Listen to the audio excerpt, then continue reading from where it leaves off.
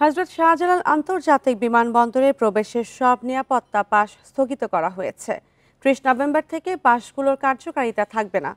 সম্প্রতি এ সংক্রান্ত একটি জরুরি সার্কুলার জারি করেছে বাংলাদেশ বেসামরিক বিমান চলাচল কর্তৃপক্ষ। এতে বলা হয়েছে, বেবিচকের এয়ারপোর্ট পাস নীতিমালা ২০২০ অনুযায়ী ৩০ নভেম্বর থেকে আগের ইস্যু করা পাসগুলো স্থগিত করা হয়েছে।